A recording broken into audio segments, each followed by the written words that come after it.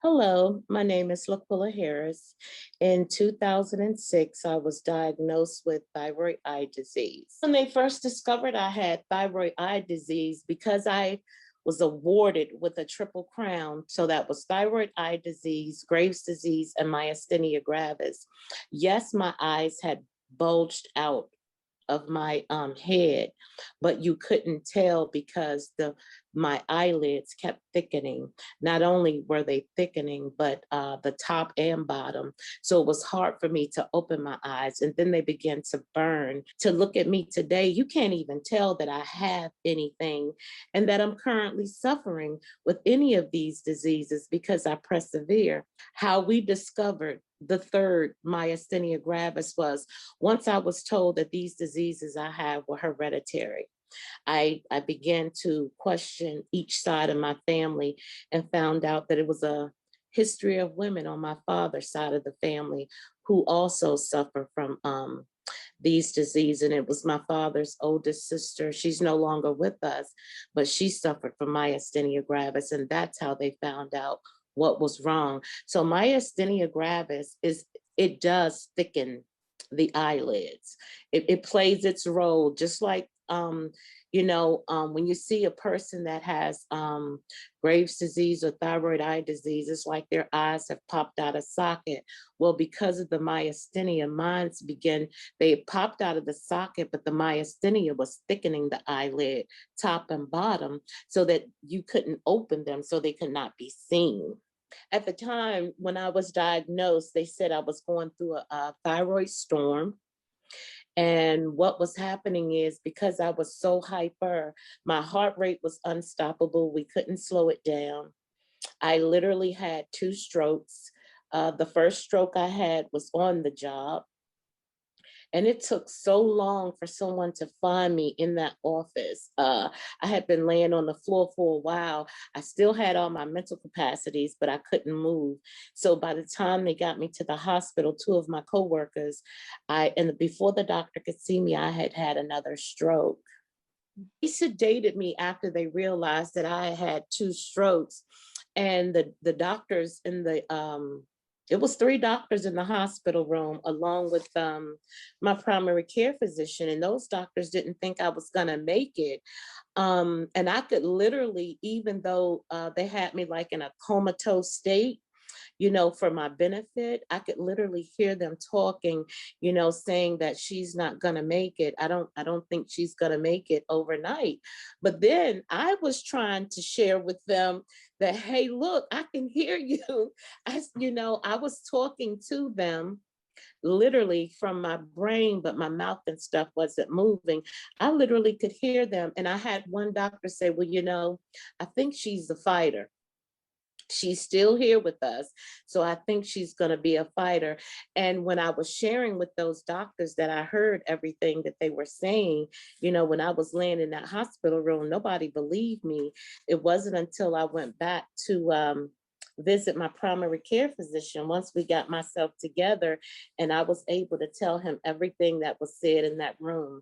And that's when he realized, even though I was comatose, for my well-being, I could still hear them. And I kept telling them that, no, I am going to make it. You all just can't hear me, but I'm going to make it. But you know what's sad? I've met a lot of people through the years once I was diagnosed with this disease, and a lot of them did not make it. And that's the sad part. So I'm reaching out to every doctor, every patient. Please look for the doctor that's beneficial to you. Even though I was irate, erratic, but I couldn't control myself, I still wrote down everything that was happening to me along with my journey, because I couldn't understand what was happening to myself. I didn't want to look at myself, but I have faith.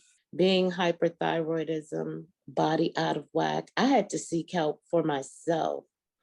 The sad part about it is the help that I was seeking I thought was beneficial to me. I had to reach out to therapists so that I can explain to them what was going on because I was in such a panic state. Unfortunately, the person that I was seeing put me on the wrong medication. So I reached out to a doctor that I knew who also that I met along my journey, who I know he was a psychiatrist, but he too also was suffering from thyroid eye disease and had Graves' disease. So I was able to contact him and I was able to get him hooked up with my therapist. And he was the one to tell her, you need to take her off that medication because that medication is keeping her in a panic state. Not only was it keeping me in a panic state of mind, once my surgeries began, and it was a long way to go, 7 years without your sight. Once my surgery began, a lot of the medications, began to cause me to lose my sight again. I started losing my sight once I was diagnosed November of 2006.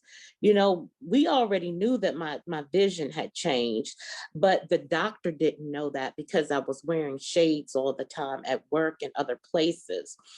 But once they realized what happened, I had gone so long undiagnosed that I did lose sight. I lost sight in my left eye first, but that right eye was rapidly losing vision as well. And unfortunately for me, I did lose vision in both eyes for 7 years. I hope that doctors pay more attention to the thyroid when women are getting their well woman's exam. I hope doctors listen to their patients and not be, and I'm not saying all doctors are, but the ones that I had come across who wasn't beneficial to me were very arrogant.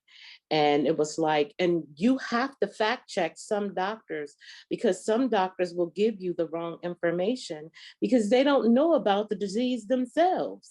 And because I was so misdiagnosed and undiagnosed so long, I still struggle today with double vision. The difference between a good doctor and a doctor that's not so helpful is the one who pays you attention, the one who wants to know, you know, how long have you had those symptoms, the one who asks questions, the one that's not afraid to touch you. I think because the the thyroid eye disease and Graves' disease had disformed the way I looked. And once I removed my shades, I think doctors were afraid. And I could understand why, because I didn't want to look at myself, but I think they were afraid to touch me. But this is what you need to do. You need to touch your patient. You need to open her eyes. You need to see what's going on. Please listen. Please pay attention. That's all we can ask.